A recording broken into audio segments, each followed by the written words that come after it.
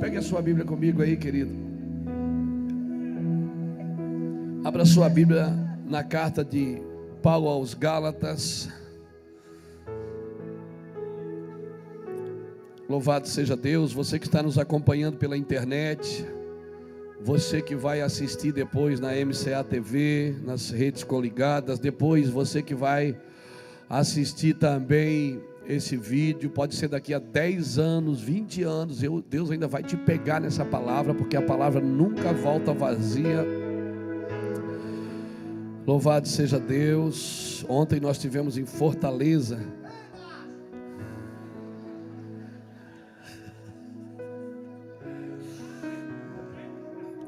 lá numa conferência, a gente fez uma conferência lá na Facete, uma faculdade teológica não, uma faculdade mesmo, né? E a gente fez no teatro da faculdade, a gente fez uma conferência de alinhamento e avivamento, foi tremendo. Louvado seja Deus. Chegamos essa manhã, eu, pastor Júnior, Bruno e mais um irmão de Curitiba, pastor Djalma Toledo estava lá também. Foi muito poderoso, gente, foi tremendo o que Deus fez lá nesses dias. Mas Deus está fazendo, a gente só precisa entender o que Ele quer. Amém? Deus sempre faz, a gente só precisa entender o que Ele quer. A gente precisa entender por que Ele está fazendo. Aleluia. Para dar uma resposta correta para Deus. Senão a gente fica de culto em culto, de culto em culto, vai todo culto e passa ano e sai ano e não entende o que Deus quer. Amém? E se não entender, não dá uma resposta correta para Deus. Amém? É que a nossa mentalidade, irmão, a nossa mentalidade brasileira, o Brasil nunca colonizou nenhum país. O Brasil foi colonizado. Então a nossa mentalidade ainda é de receber, não é de dar.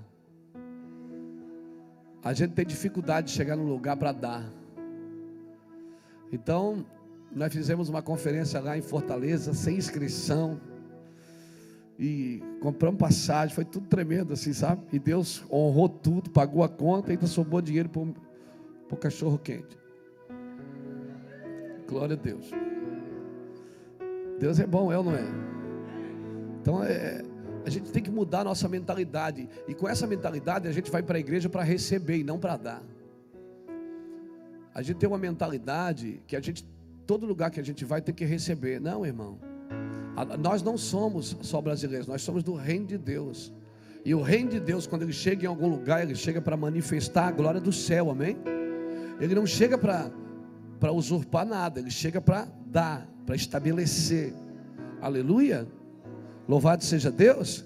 Nós somos cidadãos do reino. Então quando você chega em algum lugar, as pessoas ficam brigando: pastor, vocês são pentecostais, são tradicionais? Eu digo: nós somos integrais. Aí eles perguntam: mas vocês são calvinista ou arminista? Eu digo: nós somos reinista. Amém? Reinista. Se não tinha, eu inventei agora. Nós somos reinista, nós somos do reino. Mas vem cá, qual é a teologia de vocês? É Calvino ou Armínio? A nossa é do reino. Nem a gente sabe muito o que é.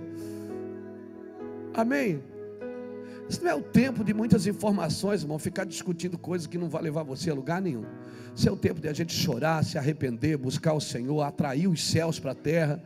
Amém? Transformar a vida das pessoas, trabalhar nas pessoas por transformação. Amém? Então a gente está vivendo isso. Eu quero compartilhar uma palavra com você sobre fé. Amém? Sobre fé. Vamos ver. Tem uns que têm fé de mais, outros fé de menos. Mas todo mundo tem fé, amém? Ninguém nasce, Deus nunca deixou ninguém sem fé. E às vezes as pessoas pensam: ah, mas o irmão tem mais fé do que eu. Não, irmão, Deus não deu fé para um mais do que deu para o outro. Senão Deus seria injusto. Quando você acha que alguém tem mais fé do que você porque Deus deu, não, mas ele ganhou mais fé, não. Deus dá a fé de uma vez por todas iguais para todo mundo. É que um usa mais a fé do que o outro. Amém? Um usa mais a fé do que o outro. Então ele vai criando músculos espirituais. Ele vai criando no seu corpo uma autodefesa de convicção. Eu chamo isso de autodefesa de convicção. Ou seja, o cara é convicto, acabou, ninguém consegue tirar ele dali. Aleluia. Por quê? Porque ele entendeu a fé. Abra comigo o livro de Gálatas, capítulo 5. Diz assim, Gálatas 5. Cristo nos libertou para que sejamos de fato livres. Cristo nos libertou para que sejamos de fato livres. Estais, pois, firmes, e não torneis a colocar-vos debaixo do jugo da escravidão. Escutai, eu, Paulo, vos digo, que se vos deixar de circuncidar, Cristo de nada vos aproveitará.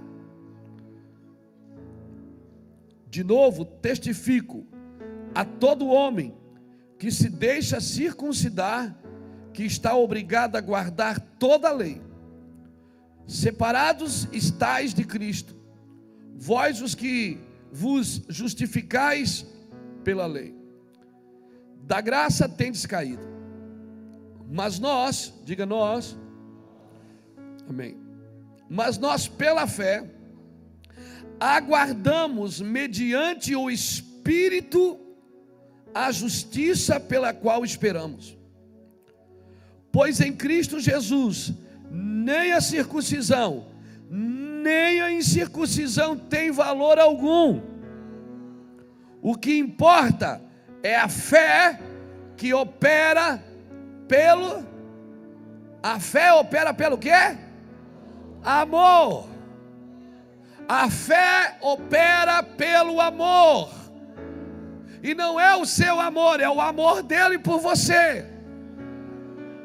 Porque ainda que você não ame, Deus continua acreditando em você. A fé não opera pelas circunstâncias, ela opera pelo amor.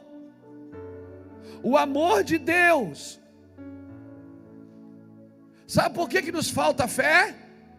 Porque não acreditamos o suficiente no amor de Deus. Eu vou repetir. Sabe por que alguns de nós têm falta de fé? Porque nos falta conhecer o amor de Deus. Você lembra que quando Pedro olhou para Jesus andando sobre as águas, Pedro disse o quê? Se é tu que estás aí, manda que eu vou também, não foi isso? Jesus disse o quê?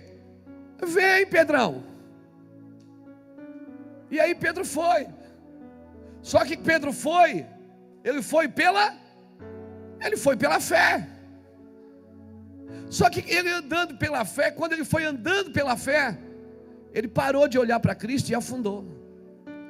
Quando ele começou a afundar, o amor de Deus estendeu a mão para ele e o tirou dali. E Deus ainda falou: por que duvidaste, homem de pouca fé? Homem de pouca fé não é bullying. Homem de pouca fé. Deus falou com ele da fé dele. Disse: cara, você não acreditou. Mas quando a tua fé falha, o que é que acontece? O amor dele não falha. Então não firme a sua fé no vento. Não firme a sua fé nas circunstâncias. A sua fé tem que estar firmada no amor de Deus. Que ainda que a minha fé não alcance todas as coisas, o amor dele vai me alcançar. Amém? Aleluia. Então a fé, não adianta eu conhecer a fé se eu não conheço como ela opera. Irmão, se eu não conheço como a fé opera, eu não vou operar em fé. Eu vou estar sempre acreditando na fé de alguém. E por isso eu vou estar sempre pedindo para alguém orar por mim. E até bíblico, a Bíblia diz: orai um pelos outros, chorai com os que choram. Glória a Deus por tudo isso. Mas Deus espera que a igreja cresça na fé, batalhe pela sua fé, lute pela fé. Aleluia. Orar um pelo outro é bíblico. Eu não estou dizendo que não é bíblico. Eu estou dizendo que tem alguma coisa a mais. Não é o problema que tem que sair de você, é você que tem que sair do problema, irmão. Amém? Pastor, mas o meu corpo, a minha vida, a minha alma está cheia de problema. Se seu corpo está com problema, sua alma está com problema, é porque seu espírito está com problema. E o espírito também tem uma doença. O corpo fica enfermo. A alma, ela também fica enferma, ela é amargurada. Ela pode entrar em depressão. Mas o espírito também tem uma doença, se chama apostasia. O que é apostasia? É um esfriamento espiritual. Você deixa de buscar Deus, você deixa de entrar no fogo do Espírito, você deixa de acreditar nas coisas do Senhor. E aí você começa a entrar em apostasia. E aí a apostasia é a doença silenciosa do Espírito, você não percebe. Mas você vai achando que está maduro e está morno.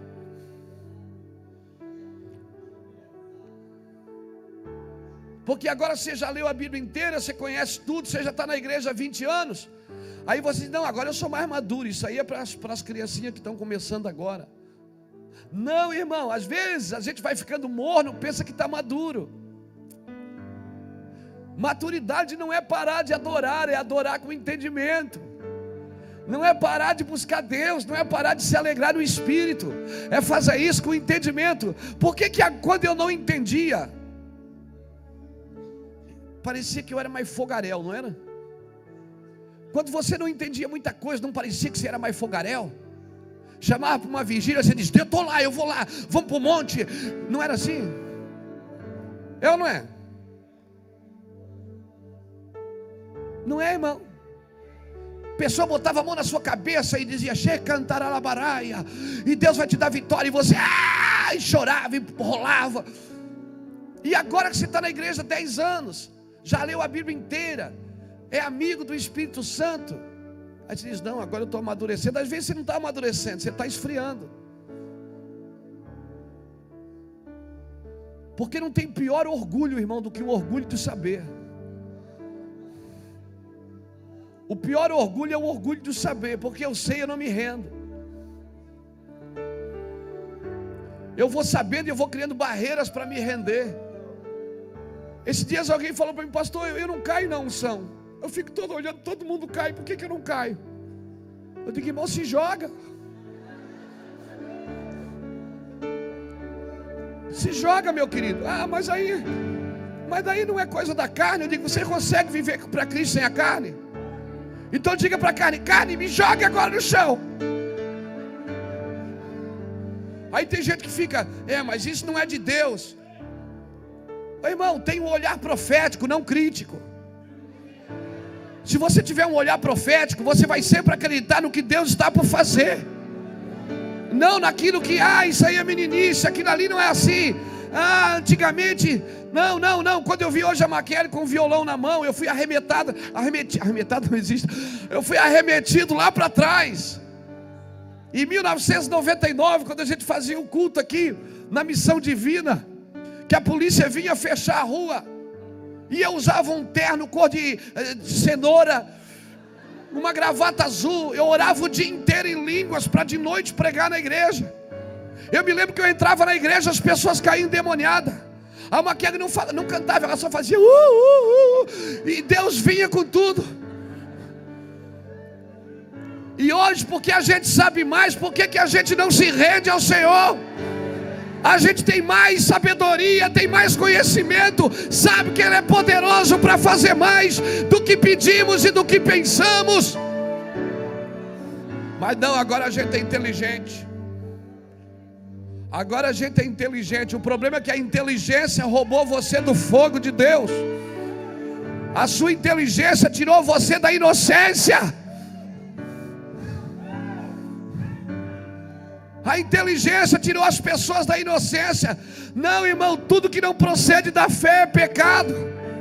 Quem come, come para o Senhor. Quem não come, não come para o Senhor. Quem bebe, bebe para o Senhor. Quem não bebe, não bebe para o Senhor.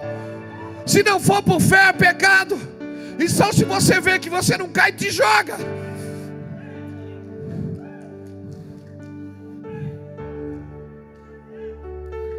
Quando eu vi essa turminha cantando aqui hoje, eu fui lá no começo do Mevan, irmão. Eu fui lá no começo do Mevan, cara. Que coisa tremenda. Inocência. Agora você já sabe mais, querido. Ah, mas eu descobri que isso não é de Deus. E quem você pode saber o que é de Deus e o que não é de Deus? Você perdeu foi a fé. A fé de acreditar nas coisas simples, singelas do Espírito Santo. Aleluia. Aquela coisinha simples. Eu quero orar aqui nessa noite para que haja uma ativação de dons na sua vida. Você que já profetizou, você que já revelou, já orou por enfermo e eles ficaram curados, e você sentou numa cadeira e nunca mais fez isso. Em nome do Senhor Jesus Cristo, que haja uma ativação na sua vida nessa noite. Que você volte para o lugar que Deus te estabeleceu.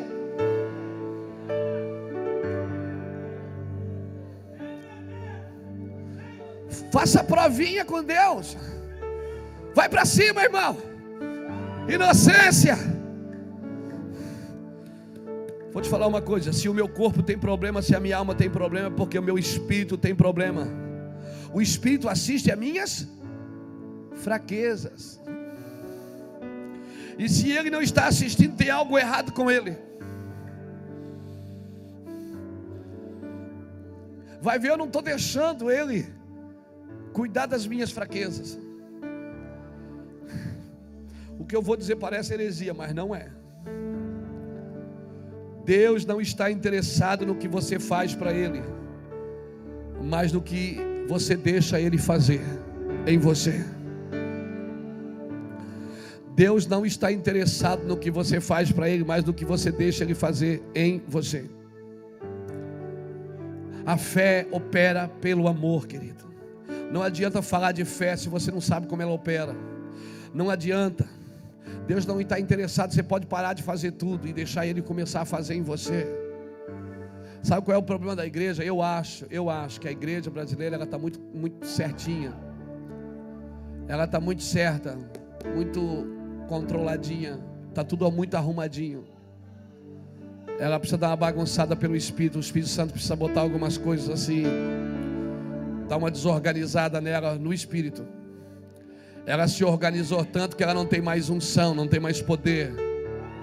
Irmão, eu estou aí fora, estou pregando, botando a mão em doente e cai endemoniado, e eu não estou nem aí. Tem dia que a gente prega, tem dia que a gente não prega. É uma loucura. Não perca a unção. Não perca, amém. Talvez alguns de vocês, vou falar outra coisa, parece uma heresia, mas não é. Talvez alguns de vocês vão ter que fechar um pouco os livros, fechar um pouco a Bíblia. É, a Bíblia. Porque isso aqui sem o Espírito Santo vai matar você. Eu nunca fui na Bíblia buscar uma pregação, eu sempre vou no Espírito Santo. E digo, Espírito Santo, o que é que eu prego? Aí ele me leva na Bíblia. Eu não vou na Bíblia e digo assim, Espírito Santo, eu quero pregar isso aqui, não quero nem saber. Então agora tu vem e unge essa palavra. Não, o Espírito Santo não unge a palavra, ele unge a mim. Ele unge eu. E eu pergunto, Senhor, o que o Senhor quer nessa noite? Então ele nos leva na palavra. Aleluia. Então quando você vai na palavra, você vai para ver se realmente o que você vai falar tem base. Talvez alguns de nós vamos ter que fechar a Bíblia um pouco. Por que a gente tem que ter uma revelação nova para amanhã? Se a gente não desfrutou nem da revelação velha. Você já sentou assim numa mesa cheia de sobremesa que você não sabe o que você come? É aquele cara que vai na churrascaria e enche o prato de arroz e feijão. Aí quando passa a picanha ele quer, mas não consegue porque já encheu o pandulho de arroz e feijão. Ele está tão acostumado a comer arroz e feijão. Ele vai na churrascaria, ele enche o prato de galinha velha, de língua de boi, de um monte de coisa. Aí enche aquele pratão e come. Daí passa o cara, picanha. Ele diz, picanha. Ele quer, mas não cabe. Por quê? Porque alguém não avisou para eles, cara, não pega nada, vai passar na sua mesa. Vai passar na sua mesa, e assim está a igreja, irmão. Ela vai enchendo o pandulho de coisa.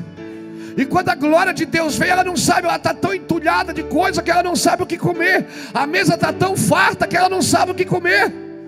E ela enche o pandulho de pão torrado. Aí quando abre o panetone não cabe mais.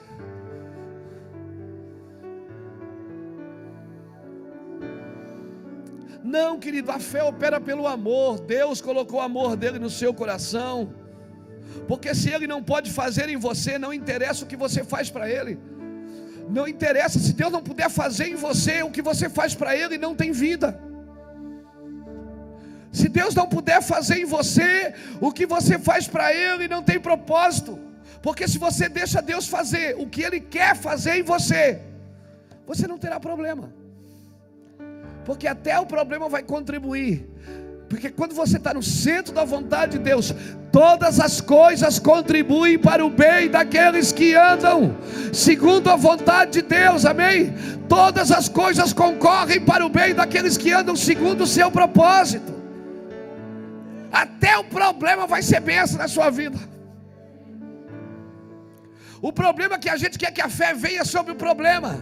A fé não vem sobre o problema, ela vem sobre você. Ela vem sobre você. Diga para alguém que está perto de você: Deus tem a solução de todos os problemas. Todos, todos, todos. Diga, diga, diga.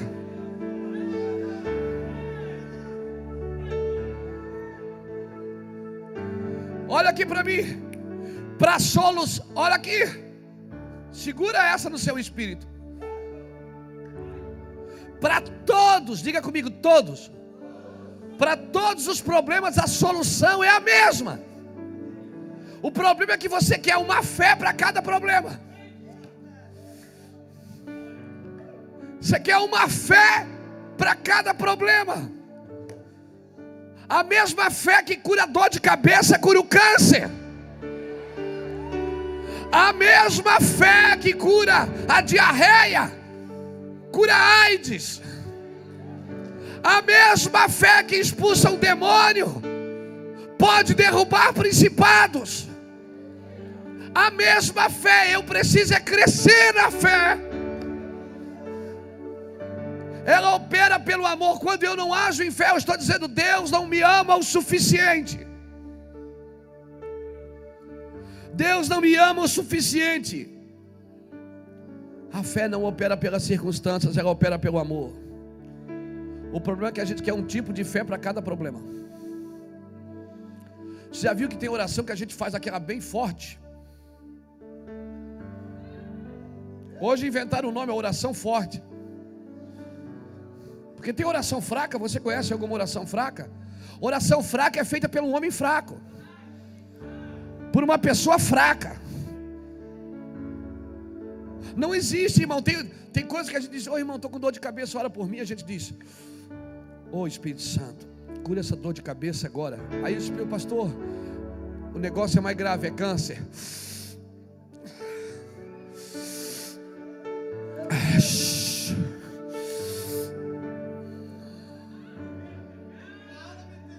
Porque você quer se mover pelas circunstâncias, não pelo amor de Deus. Então, de acordo com a circunstância, você aumenta o fogo.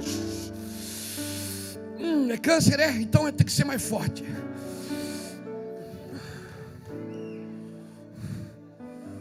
Acrescente na sua fé moderação, acrescente na sua fé carinho, acrescente na sua fé amor, acrescente na sua fé perseverança, acrescente na sua fé esperança. Mas a fé é a mesma para todos os problemas, para todas as coisas.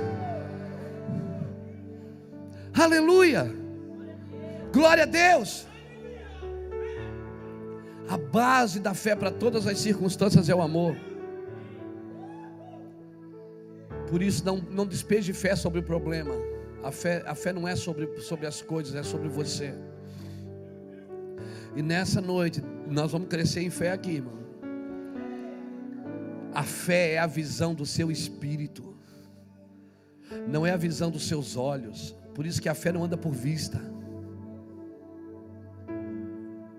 Pegou aí? A fé não é a visão dos seus olhos, é a visão do seu espírito. Quando Deus te criou, te colocou 2 olhinhos. E você se comporta de acordo com aquilo que você vê. Você olha o tempo, está chovendo, você sai de guarda-chuva. Você olha, vai, está calor lá fora, tá, vou botar uma roupa mais fresca. A fé é a visão do Espírito, ela não vê como seus olhos veem, querido. Assim como você se comporta de acordo com o que você vê, a fé é os olhos do Espírito. Deus colocou no teu espírito a condição de ver como Ele vê. Deus coloca no espírito da gente a condição de ver como Ele vê. A fé é a visão de ver no espírito o que não se vê com os olhos.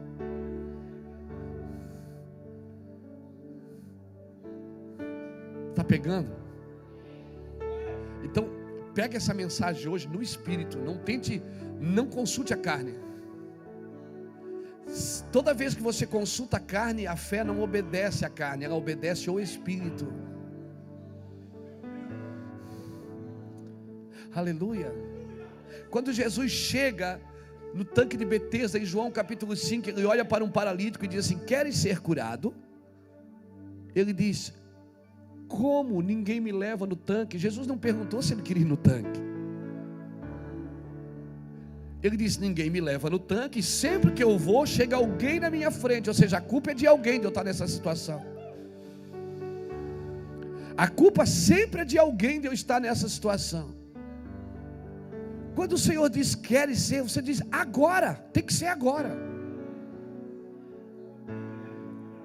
Pastor, e se Ele não me curar? É problema seu e dele.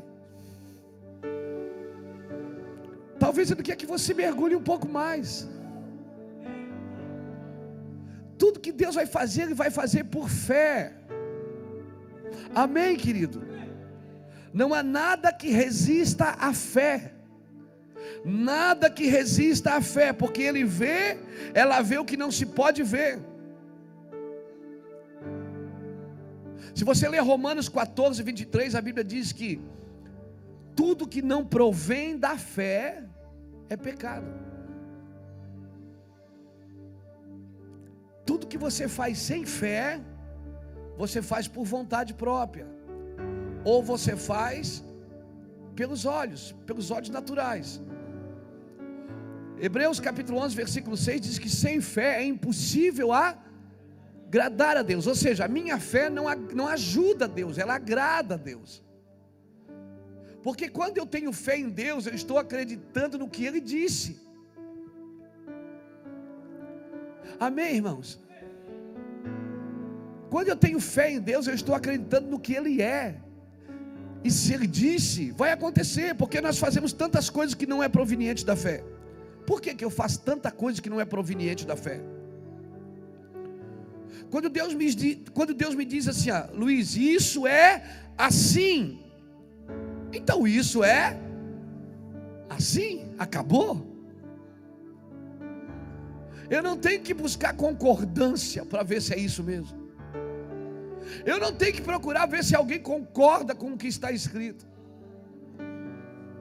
É isso e acabou. E se isso ainda não é para mim, então tem que passar a ser. O problema é que nós não acreditamos exatamente como está escrito. Olha o que diz Tiago. Abra comigo em Tiago capítulo 5. Vamos lá. Nosso problema é incredulidade, irmão.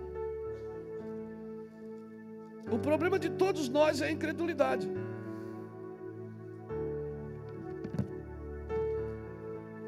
Tiago capítulo 5.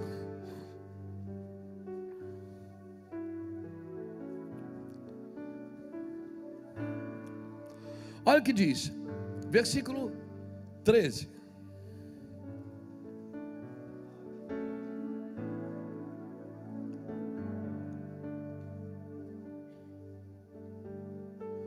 Tiago capítulo 5, versículo 13 diz assim: está alguém entre vós aflito? Ore.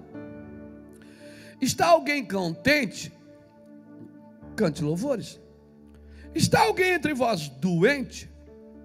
Chame o presbítero da igreja e ore sobre ele, ungindo com óleo em nome do Senhor.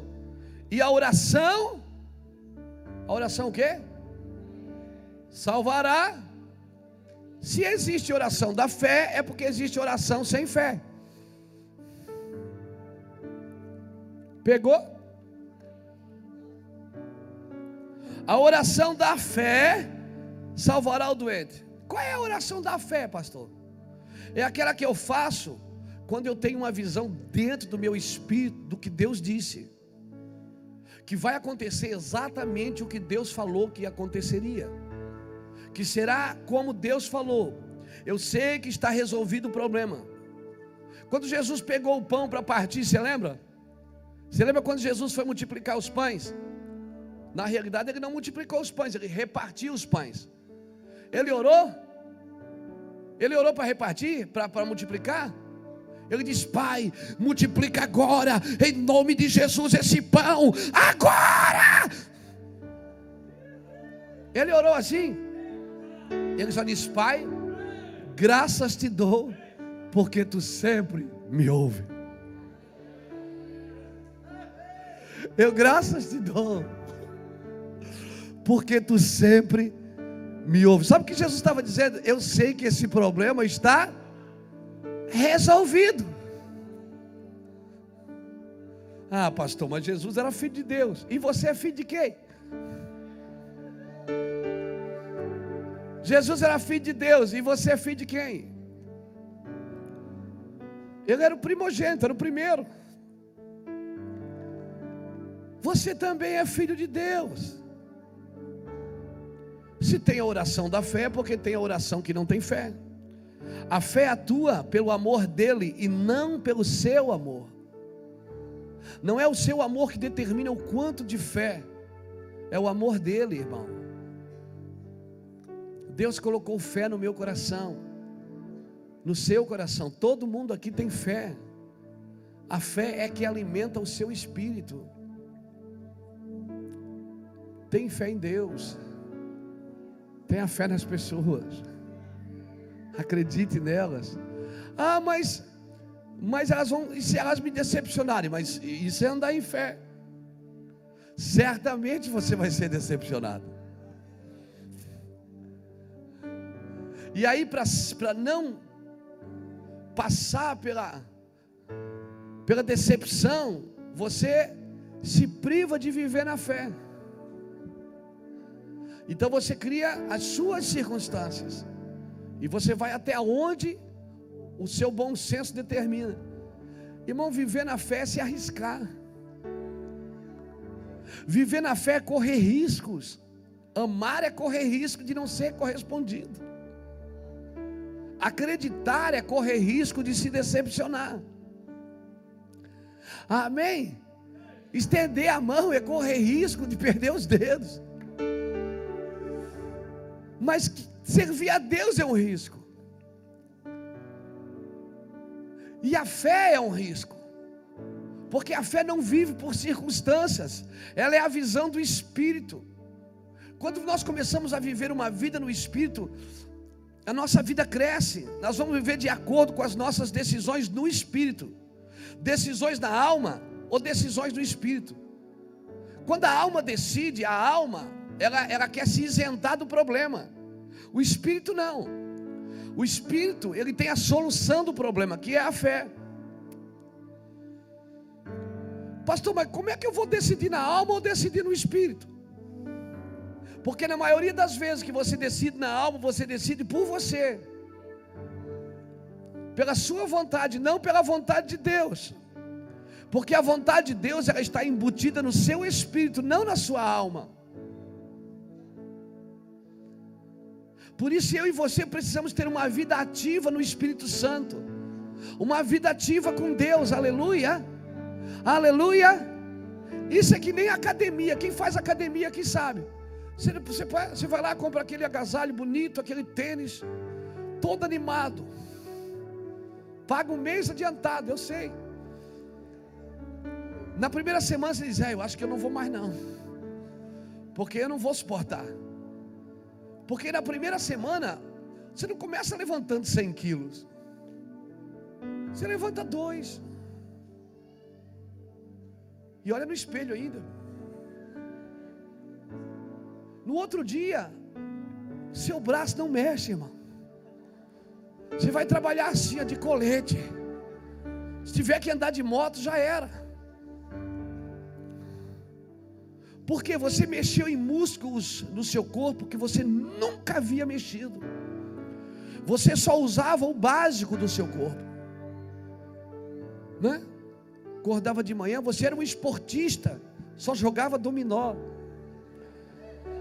Agora não, agora você está indo lá mexer em músculos que você nunca mexeu na sua vida. Aí você começa, vai naquele negocinho da perna. No outro dia você não anda. Você não anda, está todo duro, tem que tomar um Tandrilax. Eu conheço gente que vai jogar bola, já leva um Tandrilax na bolsa. Eu não vou dizer quem é, mas eu conheço. Por quê? Porque mexe em músculos que nunca mexe. A fé é assim, cara. À medida que você faz provinha com Deus, aí no outro dia você está todo duro, você não consegue andar. Você diz, eu sabia que eu não tenho fé. Eu sabia que eu não tenho fé.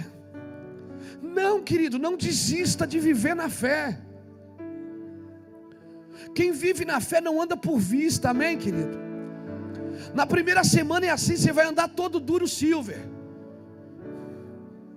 Você não vai conseguir mexer o seu corpo. A sua mente vai dizer para você, para com isso, isso aí é coisa de criança. Isso aí é coisa de crente que não entende a Bíblia. Isso aí é coisa de crente, sensacionalista.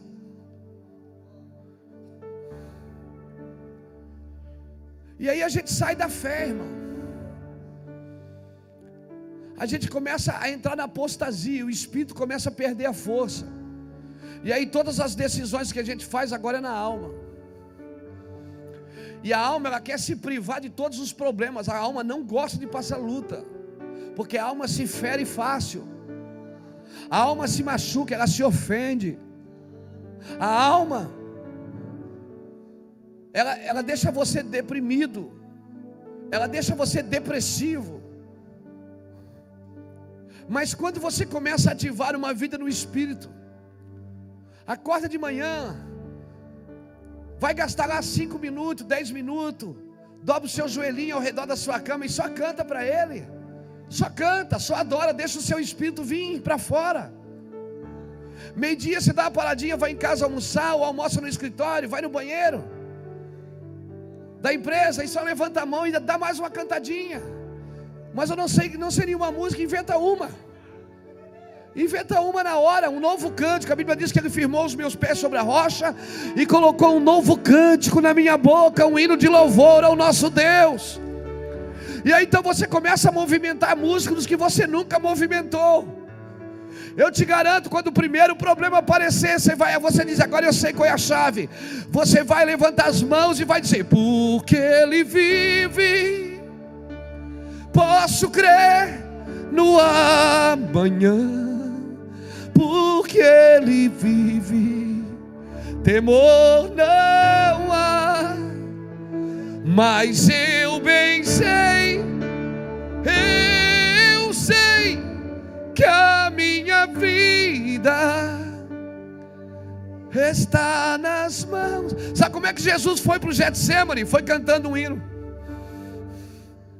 A Bíblia diz que Jesus foi para o Getsemane cantando um hino de louvor ao Senhor. Ele sai da ceia na noite que ele ia ser traído e na manhã seguinte seria morto.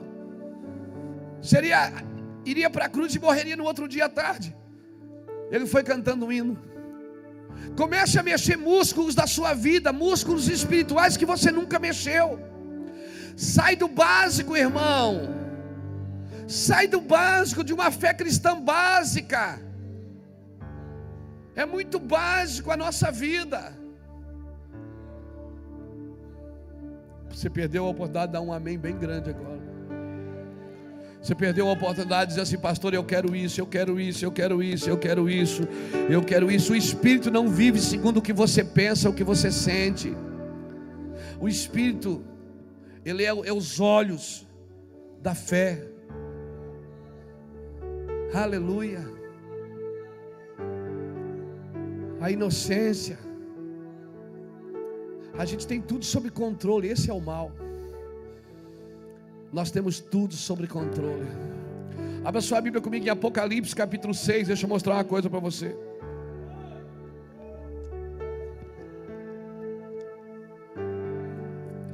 Apocalipse capítulo 6.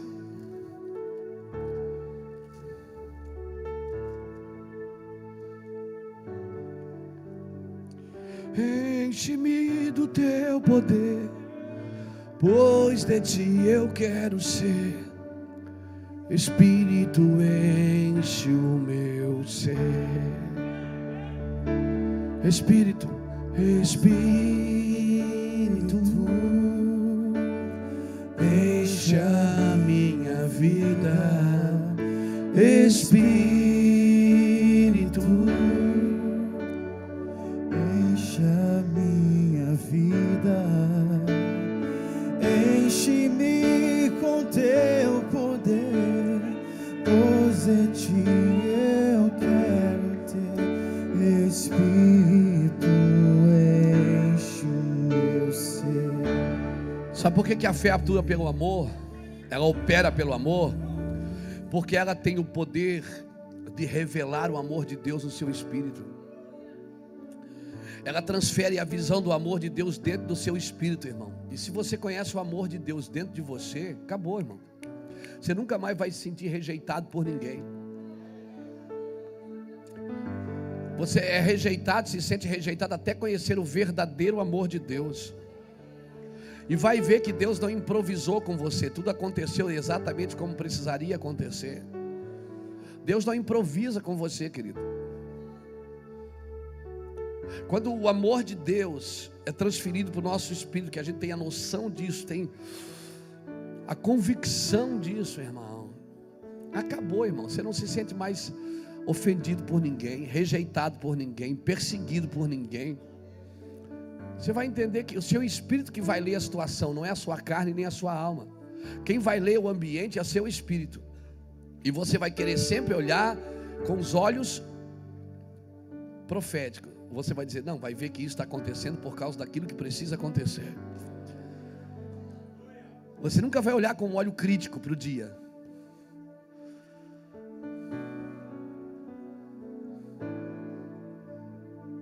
Você vai olhar sempre com os olhos proféticos. Por isso que Jesus não desistia dos seus discípulos. Os discípulos não tinham fé, diziam, gente, até quando eu vou ter que suportar essa pequenez de fé de vocês, até quando? Jesus brigava com os discípulos, gente, vocês não têm fé, vocês não estão entendendo o que eu estou falando, mas ele não desistia de nenhum. Por quê? Porque ele olhava profeticamente para eles. Tanto é que quando Jesus ressuscita, ele não pegou outro grupo, ele foi no mesmo grupo que negou ele. Ele foi no mesmo grupo que traiu ele, ele foi no mesmo grupo que deixou ele sozinho. Jesus chega lá, fica todo mundo naquela, que Jesus ressuscitou, ele podia começar com outro grupo. Mas homens de fé são assim. Ele foi lá e foi buscar o cara que negou ele. Porque Jesus tem um olho profético sobre todas as pessoas, irmãos. Ele olha com o espírito para as pessoas, ele não olha com os olhos da carne. Aleluia. Olha o que diz Apocalipse 6, versículo 1. Vi quando o Cordeiro abriu um dos 7 selos, e ouvi um dos 4 seres viventes dizer, como se fosse voz de trovão, vem! Olhei e vi um cavalo branco. O seu cavaleiro tinha um arco, e foi-lhe dado uma coroa, e ele saiu vencendo e para vencer. E quando o Cordeiro abriu o segundo selo, ouvi o segundo ser vivente dizer, vem! Então saiu outro cavalo, era um vermelho. Ao seu cavaleiro foi dado tirar a paz da terra, para que os homens se matassem uns aos outros. Também lhe foi dada uma grande espada. Quando o Cordeiro abriu o terceiro selo, presta atenção no terceiro selo, ouvi o terceiro ser vivente dizer, vem, olhei e vi um cavalo preto, e o seu cavaleiro tinha uma balança nas mãos.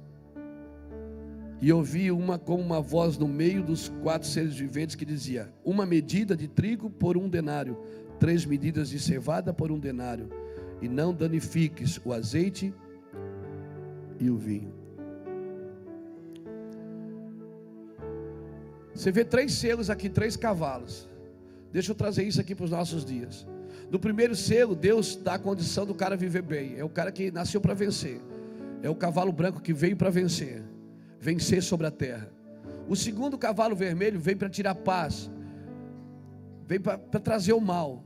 E o terceiro tinha o que na mão? Uma balança. Uma balança. Balança fala de justiça.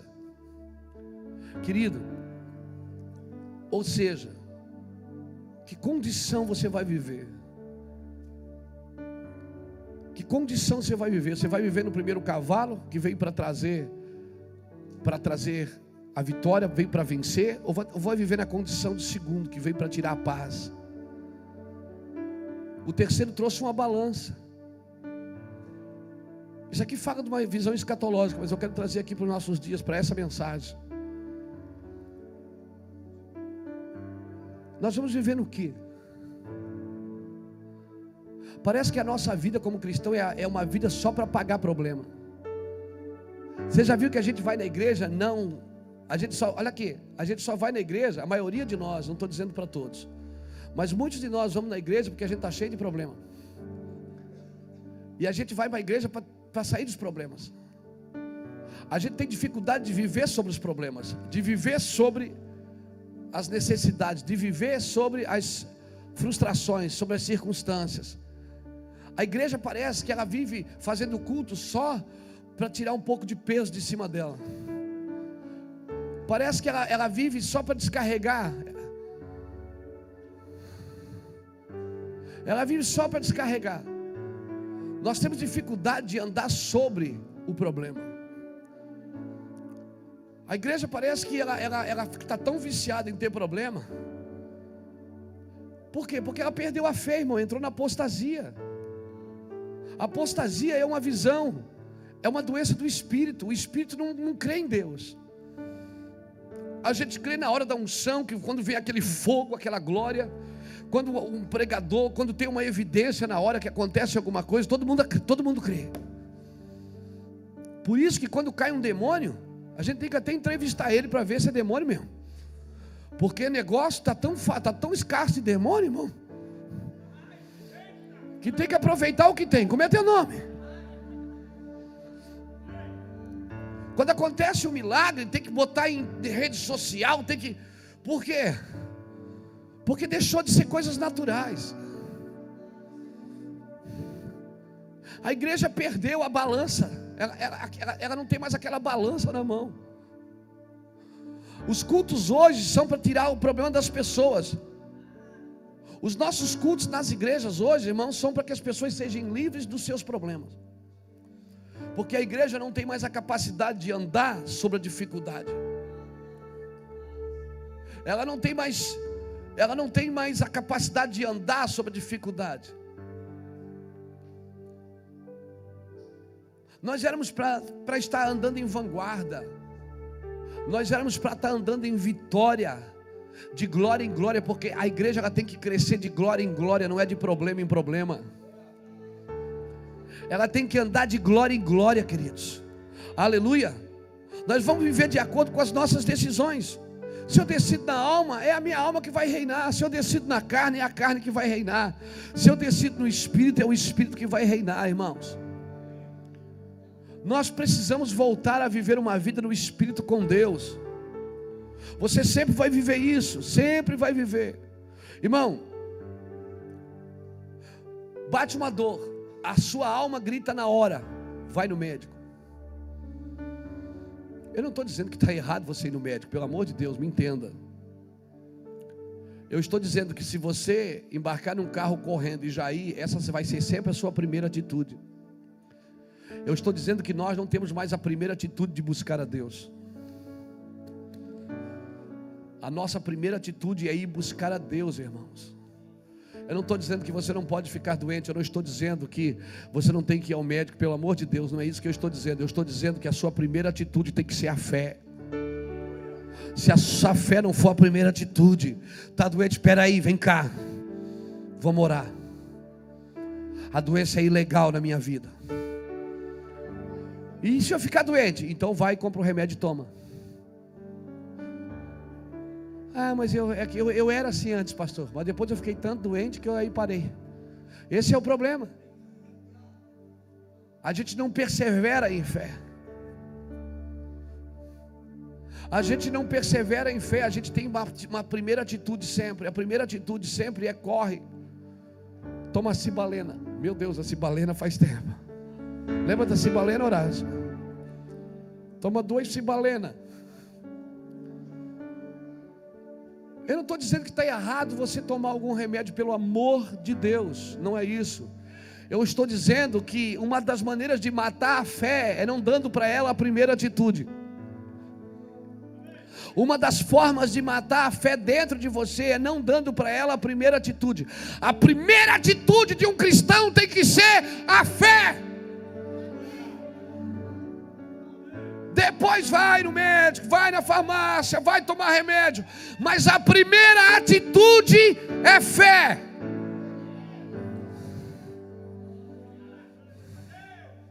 Atue na fé, irmão. Vai para a fé.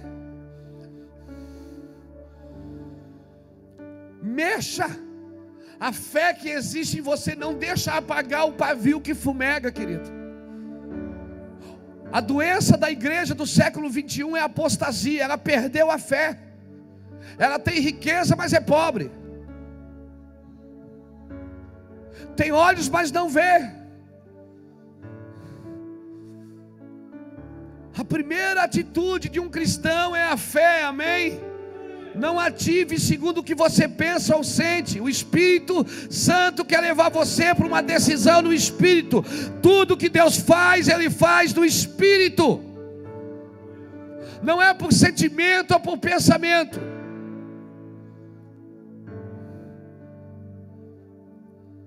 Você tem que sobrepujar aos problemas. Porque toda vez que você não age em fé, você não vive o amor de Deus. A fé opera pelo amor. Quando você opera em fé, você está dizendo assim: Deus me ama tanto que não vai, isso não vai. E pastor, e se não der certo? Você vai entender que Ele te ama tanto que Ele ainda está no controle de tudo. Pastor, mas e se eu morrer? Você vai entender que Ele te ama tanto que para você seria melhor a morte do que a vida. Porque quem está vivo nunca morrerá. A gente se move pela circunstância e Deus quer nos mover por... Quando Lázaro fica doente, os discípulos dizem: Lázaro está doente. Ele disse: isso não é para a morte, é para que o Pai seja glorificado. Cara, ele espera o homem morrer 4 dias.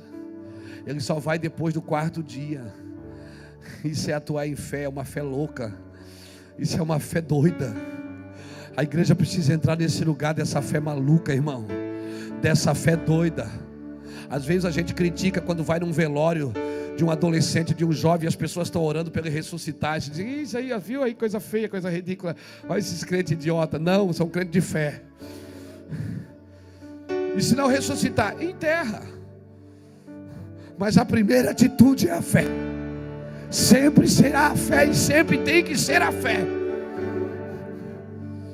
Um cristão que não se move em fé não agrada a Deus. Ele pode agradar a igreja, pode agradar a sociedade, mas não agrada a Deus. O que agrada a Deus é a sua fé. É a fé doida, a fé maluca. Chega a ser desastrosa, inconsequente, mas é fé. Chega a ser perigosa, mas é fé. O problema é que a gente põe a reputação na frente. Para não passar vergonha, a gente não age em fé. O que é que os outros vão dizer? Vão dizer que você é doido, vão dizer que você é maluco. Mas a loucura de Deus é mais sábia que a sabedoria dos homens, e sempre vai ser, sempre. A loucura de Deus precisa voltar para a igreja. A loucura de Deus precisa voltar para os púlpitos. Aonde estão os homens e as mulheres malucos de Deus, que vão atuar na maluquice, na doidura, na loucura?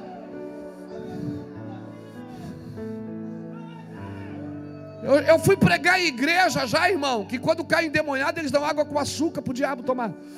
Alguém diz, pega uma aguinha com açúcar para ele. Não dá água com açúcar para o capeta não, minha irmã.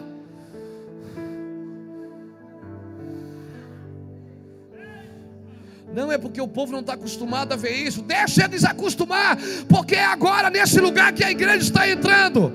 Deixa o povo acostumar com coisa doida. Eu sonho com o tempo que as pessoas vão começar a vomitar do seu lado, passar mal e vomitar, cair a dentadura, aí você tem que ajudar e ajudar a botar ainda. Ai meu Deus, eu não estou acostumado com isso. Então vai na missa.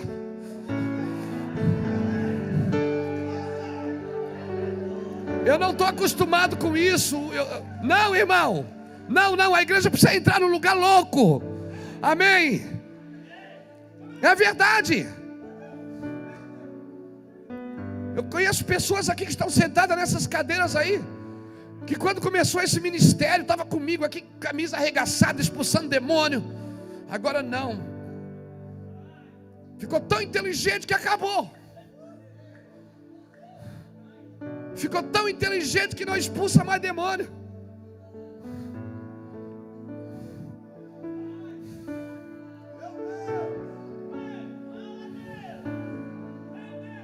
Não, irmão, nós precisamos entrar nesse lugar.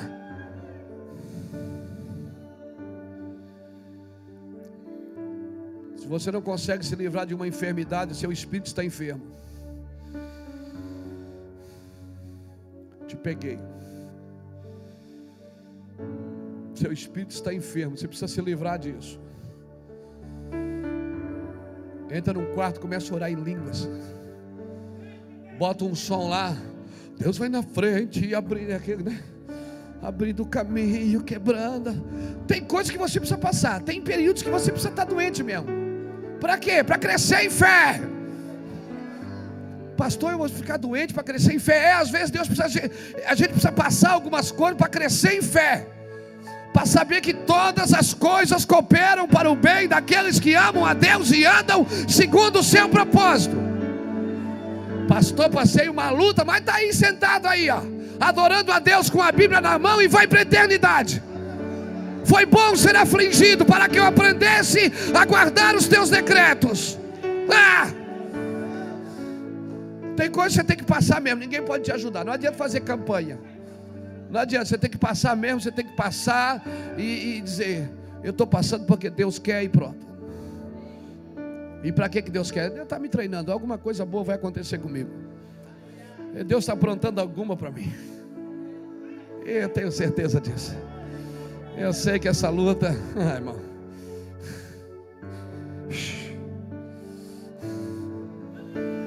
ô guerra desgraçada, ô batalha miserável, ô guerra, ô batalha, mas eu sei que todas as coisas competem, irmão, para o bem.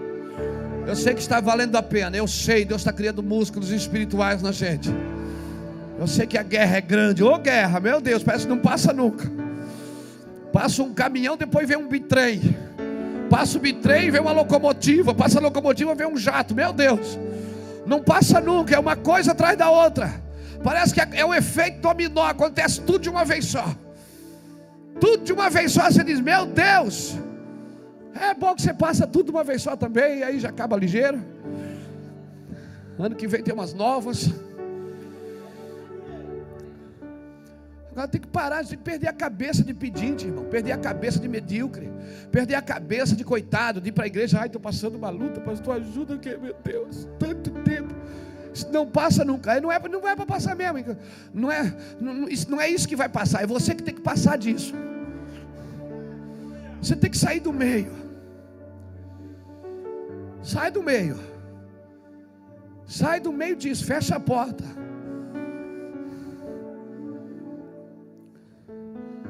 Pronto, falei.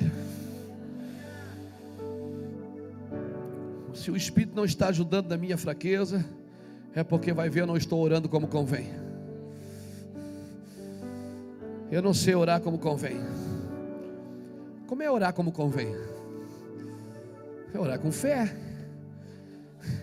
firmado no amor, não na circunstância. É orar com amor.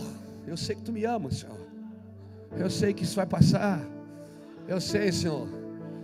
Ó, Satanás, para você, capitão. Eu sei que isso vai passar. Eu sei. Você quer que eu desista do amor de Deus? Deus me ama.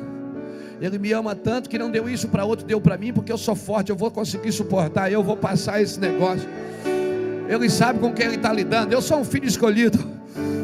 Eu quero ver você viver nesse lugar. Eu quero ver você perder a cabeça, daquela cabeça medíocre de só reclamar, e olhar profeticamente, olhar com os olhos proféticos para todos os problemas. Eu sei que eu estou, meu Deus, estou em crise, meu Deus, outra crise.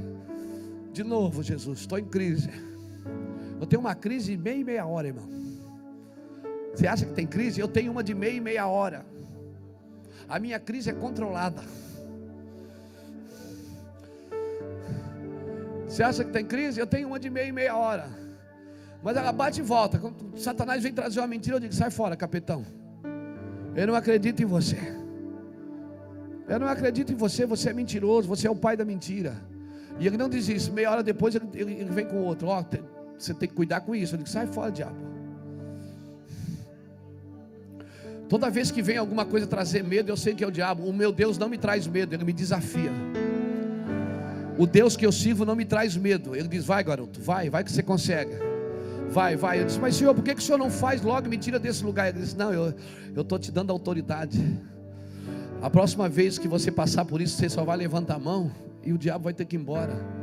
Isso vai ser lhe imputado por justiça. Por que Deus não vem aqui e resolve meus problemas? Aí a gente não cresce. Deus não quer te dar milagres, Ele quer te dar ensino, quer te dar capacidade de vencer.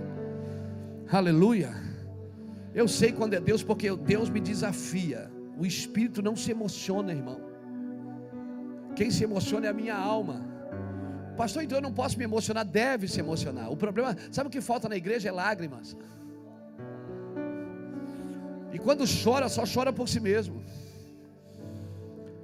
Nós temos que chorar pelas pessoas, não por nós mesmos.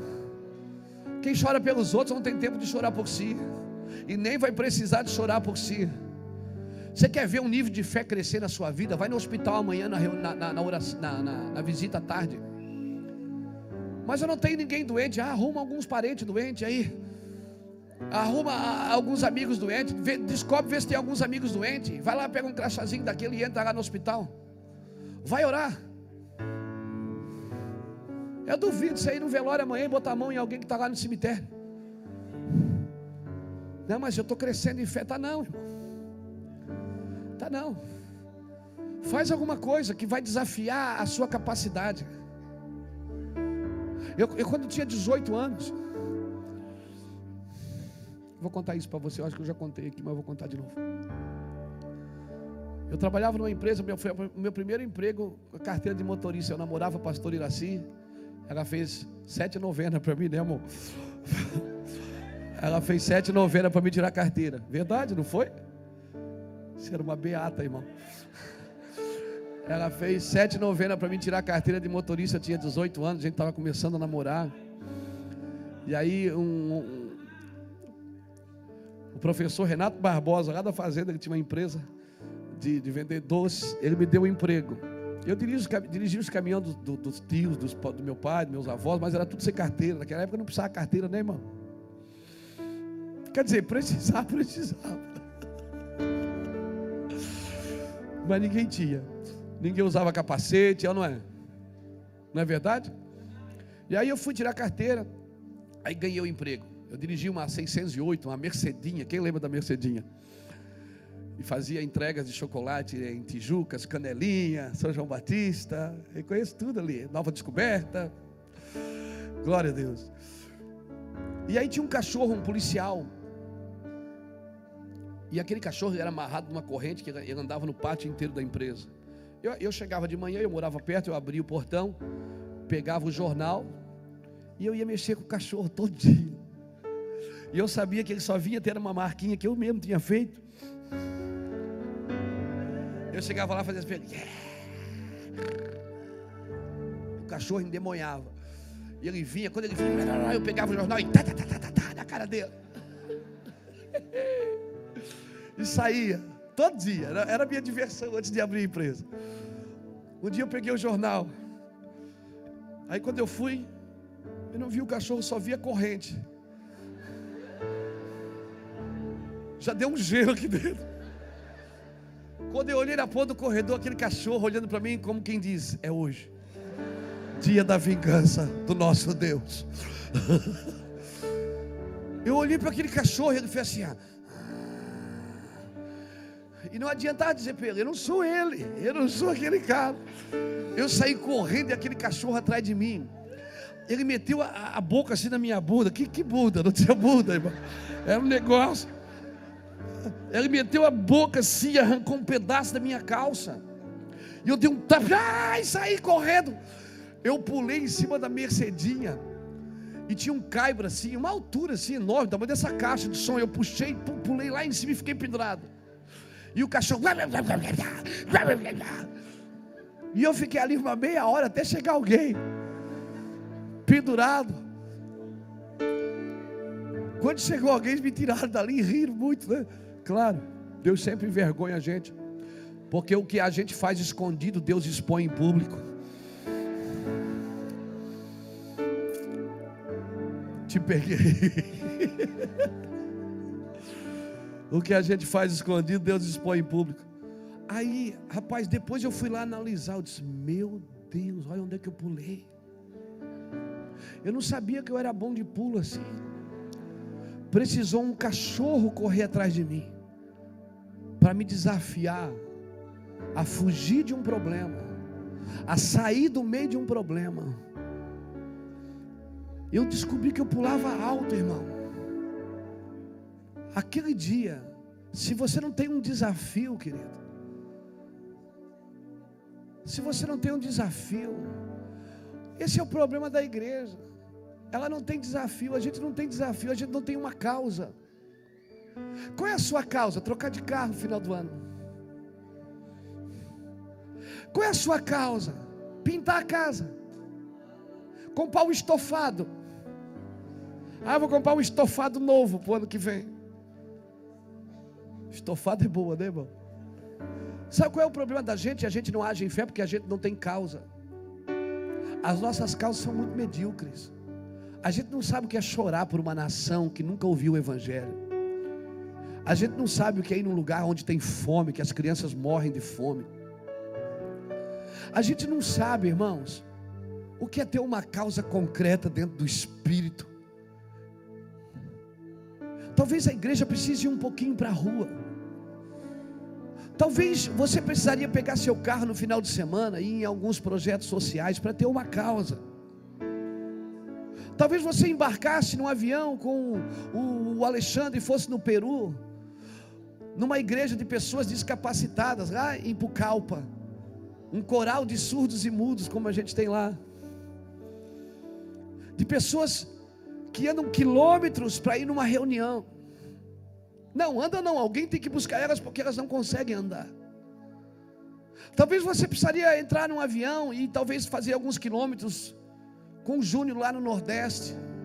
Talvez você deveria vir almoçar no restaurante comunitário, trazer seus filhos, para que eles vissem moradores de rua comendo na rua, porque já perderam seus filhos, sua esposa. Nós não temos causas, irmãos. Aí você diz, o que é que eu tenho com isso? Esse é o problema. É que a gente acha que Deus nos deu fé para nós. A fé não é só para nós, irmão. A fé é conhecer o amor de Deus. Então, quando você olha para aquela pessoa, você consegue amá-la, porque o amor de Deus está derramado no seu coração. Você consegue ter esperança nela. Talvez alguns de nós precisamos voltar a ter causas. Nós não temos causas.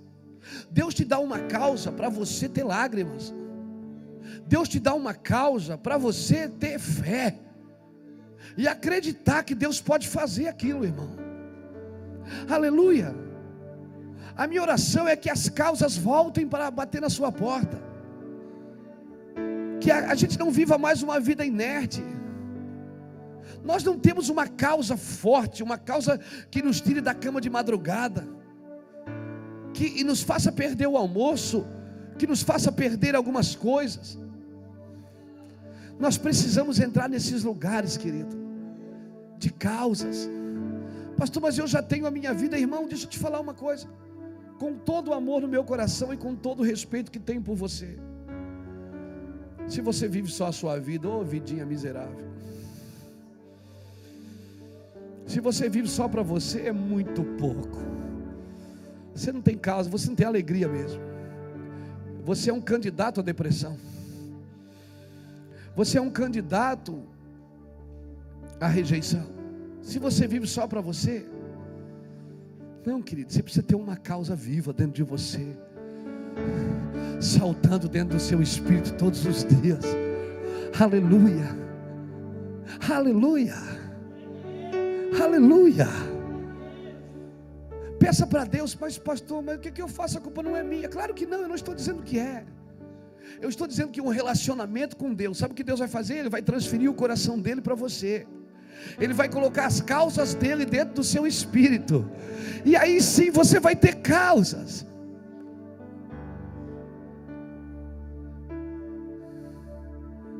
Quantos querem uma causa nobre? Os nobres projetam coisas nobres, irmãos. Quantos querem uma causa nobre no seu espírito?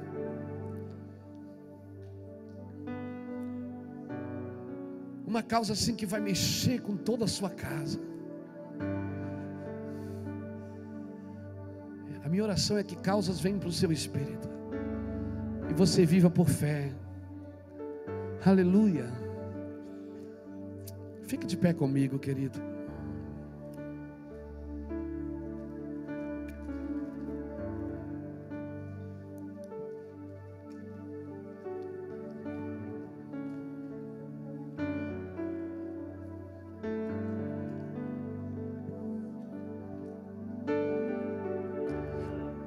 Olha aqui para mim uma coisa, deixa o pastor terminar com isso. Deus nunca vai falar nada no seu espírito que não seja verdade. Nunca. Tudo que Deus falar no seu espírito é verdade. Ele criará a vida dele em você. E na vida de Deus não tem enfermidade, não tem problema. Deus é como você aqui na terra, igual de como Ele é no céu. Ele é com você aqui na terra, exatamente como Ele é no céu. A diferença é que você tem da terra e do céu. Então tem hora que o que é da terra que governa, não é o que é do céu. Deus misturou você, você tem pó aí dentro e glória. Você foi feito do pó e recebeu a glória de Deus. Por isso que há essa, você não é bipolar, você é que tem dia que você está mais no pó, tem dia que você está mais na glória. Quando é o pó que domina, você pensa nas coisas da terra. Mas quando é a glória que domina, o pó, irmão, ele volta a ser pó.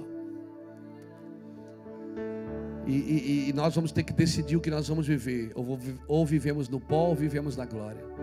Quando Deus chamou Abraão, Ele chamou e disse: Abraão, olha as estrelas do céu, assim será a tua descendência. Depois Ele disse: olha as areias do mar. Ele fez Abraão olhar para o céu e para a terra, porque as promessas de um homem têm a ver com o céu e têm a ver com a terra. Deus formou você do pó, não criou você do pó, Ele formou. Mas depois de formado, Ele soprou a sua glória. E aí dentro tem pó e tem glória. Então você decide quem vai acordar amanhã. Se é o homem de glória ou o homem de pó.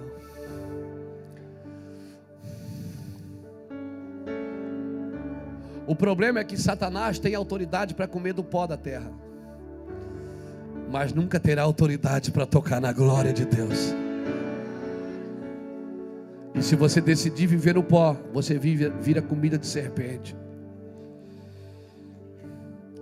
Mas se você viver na glória, todos os dias você vai pisar na cabeça da serpente. Então amanhã, quando você acordar, você decide quem vai governar: se é o homem de pó ou o homem de glória. Se é o homem que se machuca fácil, se ofende fácil, um homem carente, necessitado, doente, ou um homem vitorioso que vai reinar com Cristo para sempre. Aleluia. Você decide quem acorda amanhã. Rabiacandaralabará. Pastor, eu quero que acorde a glória, mas todo dia tem acordado o homem de pó. Por quê?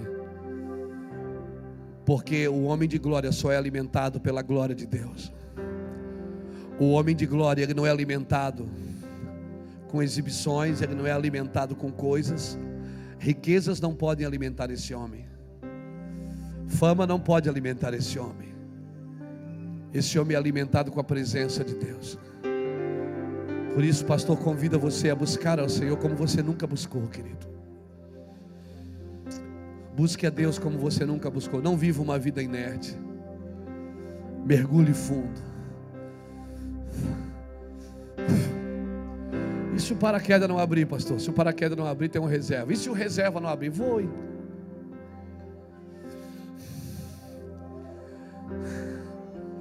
Não consulte a carne. A carne vai ter sempre uma desculpa para não buscar a Deus.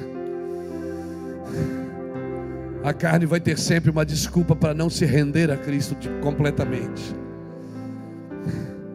Hoje você pode sair daqui pisando como um homem de glória. Eu vou dizer uma coisa para você: um homem de pó não suportaria viver a minha vida. Às vezes as pessoas perguntam: como é que você consegue suportar tudo? Eu disse: não sei. Eu sei que eu oro, vou dormir cansado e acordo renovado. Essa noite nós viajamos a noite inteira. Saímos de Fortaleza 2:30 da manhã. Pegamos um voo para São Paulo, chegamos às 6, pegamos outro voo às 8, chegamos em casa no aeroporto às 9:15, chegamos em casa às 10. Tomei um cafezinho, fui dormir até a 1 da tarde, saí para almoçar com a família, voltei às 3, orei em línguas até dormir de novo, acordei às 6 e estou aqui, cheio. Aí as pessoas dizem: como é que se aguenta? Eu não sei. Eu não sei. Eu sei que é a glória de Deus. Eu não sei.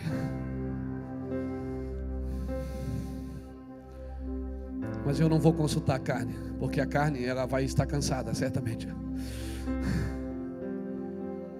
Eu sei que se eu consultasse a carne hoje, eu ia ligar para o Lapa, dizer: Lapa, põe alguém para pregar hoje. A carne não suporta o que Deus quer fazer no seu espírito.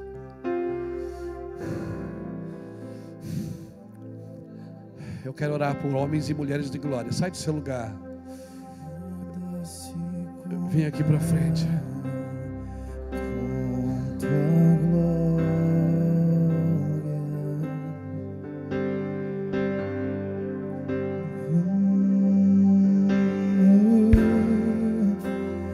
Nada se compara com tua glória.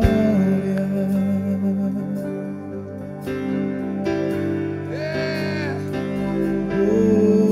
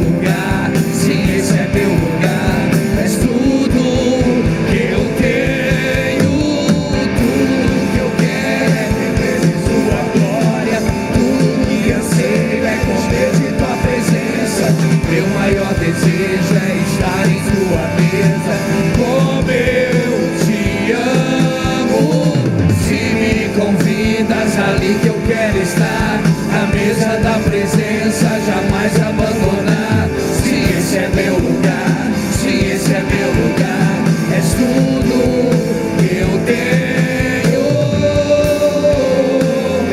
Nada se compara com tua glória.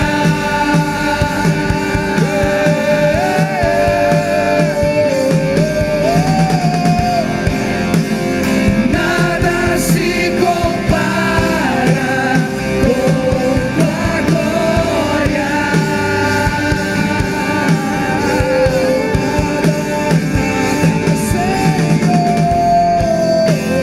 Nada se compara com tua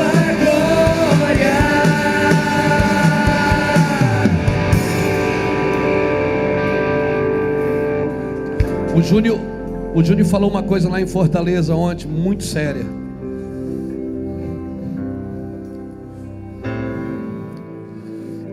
Nós vivemos em 4 estações: verão, inverno, primavera e outono. As estações determinam a roupa que você usa. Você não usa um casaco de pele no verão, você morre. E existe os estilistas que desenham roupas, e ele sempre desenha. Quando ele desenha a roupa, ele nunca está na estação da roupa que ele desenha. Ele vai desenhar a moda para o ano que vem, para o inverno do ano que vem. E ele já começa a desenhar hoje, e já começa, as pessoas já começam a desfilar. Aí você já viu os desfiles de moda, irmão? Aquelas roupas malucas. Você diz, não, isso aí nunca ninguém vai usar. Mas no ano seguinte, você vê que as pessoas usam aquilo que ele... Porque ele é um estilista, ele determina a tendência. E o profético é assim. Ele determina a tendência daquilo que nós precisamos vestir para a próxima estação. Eu quero ser profético para você aqui nessa noite, querido. E eu quero dizer uma coisa: a igreja está entrando num lugar. Algumas pessoas aqui já começaram a viver isso. Algumas pessoas desse ministério, e quando eu falo igreja, eu não estou falando só do Mevan. Eu seria muito egoísta em falar só da gente, porque Jesus só tem uma igreja, e não é o Mevan, é todas as igrejas. Mas existe uma estirpe de profetas que eles já começaram a viver num lugar no Senhor. Eles já começaram a determinar a próxima tendência, a tendência da próxima estação. E você não pode ficar de fora disso, irmão. Você não pode perder isso. Nós estamos... Não se afogue com grandes coisas. Eu vou dizer de novo.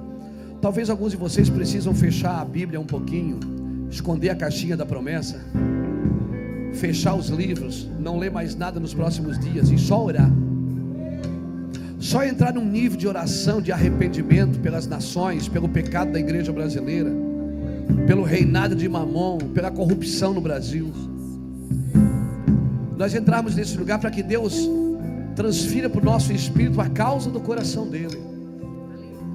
E a causa do coração dele, irmão, vai ser maior do que a sua.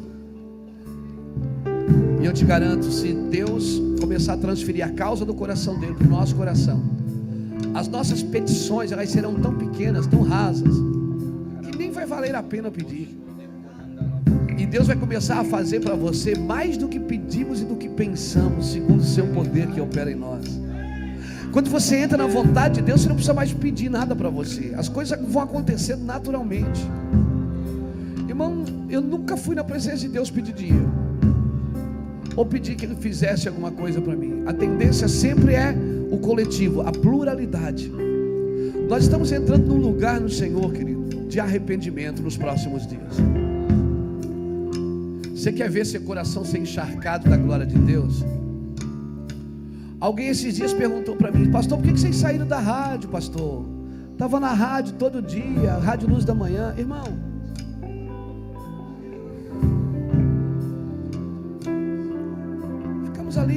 ficamos ali por 8 anos, botando mensagem todo dia.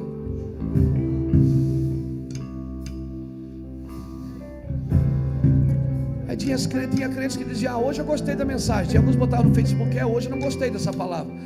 Irmão, tem gente que pensa que o culto é para elas. Nós não podemos andar de acordo com a tendência da terra, mas é a tendência do céu, o que Deus está querendo fazer nos próximos dias na terra. Então nós vimos que nós estamos gastando dinheiro para alimentar crente, que não precisa mais disso, precisa ser desafiado, ativado. Irmãos, o pastor vai te dar uma palavra. Eu falo assim porque te amo, porque respeito a sua vida. Vá para sua casa, querido, e faça um propósito com Deus de chorar por alguém. Você é uma igreja profética. O Mevan não é uma igreja de consumidores, é uma igreja de provedores. Nós não sabemos nem trabalhar. Tem pregadores que me ligam, às vezes eles querem vir pregar aqui. Eles me ligam e dizem assim: pastor, cara, meu sonho é pregar na sua igreja. Eu digo: cara, você não suportaria pregar aqui.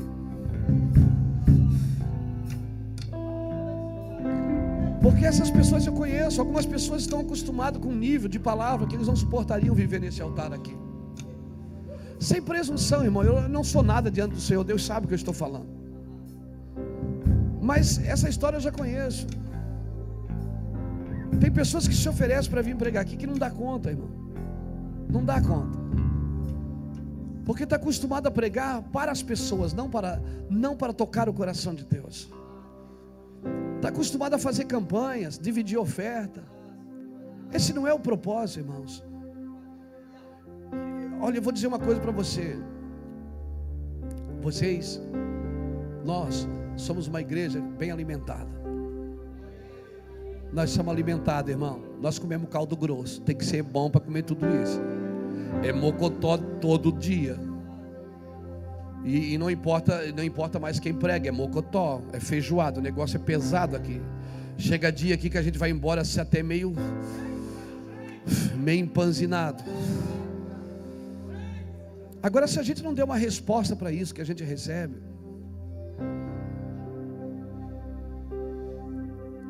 nós precisamos chorar, irmãos. A igreja precisa. O pastor quer pedir para você, em nome de Jesus, entre no lugar de arrependimento pelo Brasil. E eu quero ser esse estilista hoje que está dando para você a próxima tendência. O Brasil precisa se arrepender, irmãos. O Brasil transformou a adoração em promoção. Os púlpitos viraram palco e os palcos viraram picadeiros. Nós precisamos nos arrepender, irmãos, como igreja. Precisamos chorar. Nós, os cristãos, quando os irmãos vêm nos visitar, o visitante que não conhece Jesus, ele vem para ser abençoado. Ele precisa ser abençoado. Mas você, irmão, que come na mesa todo dia, na realidade, você que deveria estar partindo o pão, o queijo, e está fazendo sanduíche e dando para essas pessoas comerem. Eu oro para que venha um batismo de arrependimento sobre esse ministério, sobre essa igreja. Eu oro para que a gente chore por Itajaí. Se a gente não der conta de chorar pela nação, vamos chorar pelo menos pelo bairro São Vicente, pelos adultérios que é feito nesse bairro, pelas pedofilias que são praticadas aqui na nossa cidade.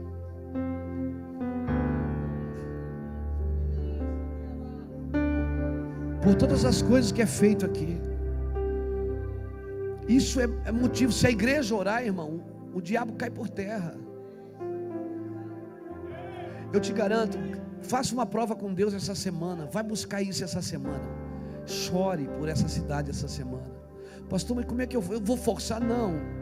Entra no seu quarto, só adore. Senhor, eu quero chorar por Itajaí. Eu quero pedir perdão pelo traficante. Perdão, Senhor, por aquele... Peça perdão pelo púlpito.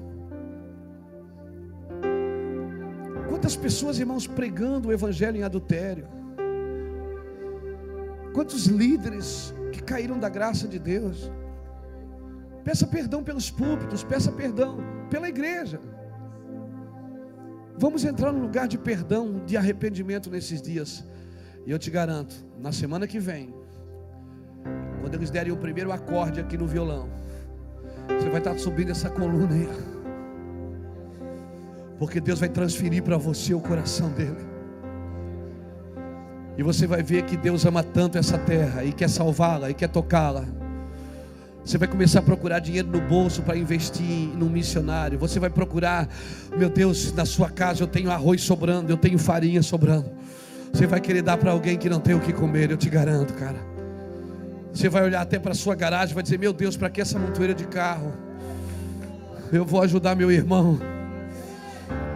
Eu te garanto, cara, eu te garanto. Mas Deus precisa transferir o coração dele para a gente. Nós precisamos desse lugar de arrependimento, irmãos. O pastor está falando isso como um pai que vem aqui todas as semanas. Irmãos, eu vou dizer uma coisa para você: eu prego no mundo inteiro. No mundo inteiro.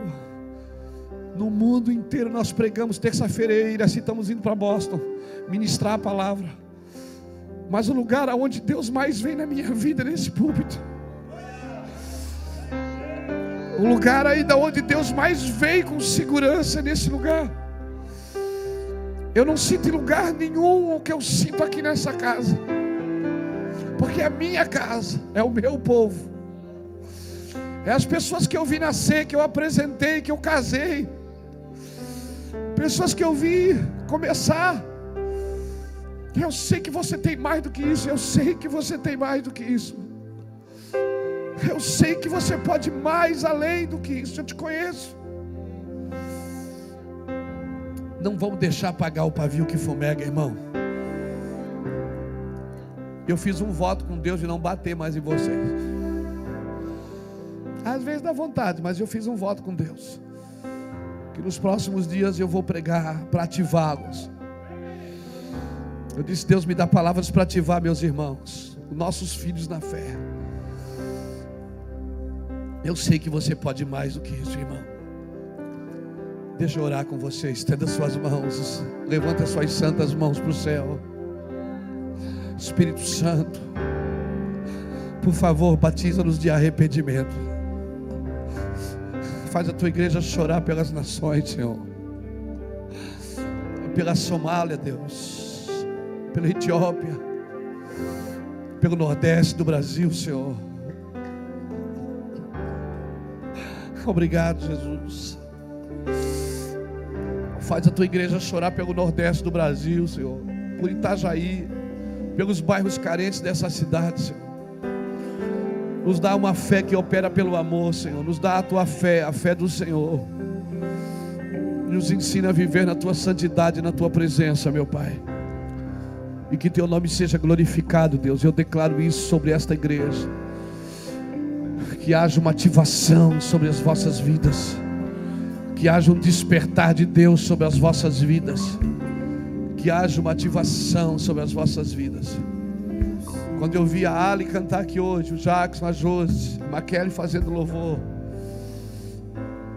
Deus me transportou lá para trás, quando nós começamos o Mevan, que eu ficava pregando aqui, o Lapa ficava contando oferta ali atrás. Eu ia lá perguntar: Lapa, vai dar para pagar o aluguel? Eu disse: não, não vai. Eu disse: oh meu Deus.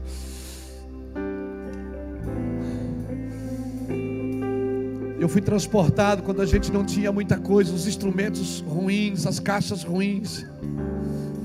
Tinha uma fábrica aqui atrás desgraçada que fazia um barulho, que a gente não conseguia adorar a Deus. Eu comecei a pensar, disse: Deus, agora que a gente tem mais, por que a gente não faz mais? Ele disse: porque lhe faltam fé. Lhe faltam fé.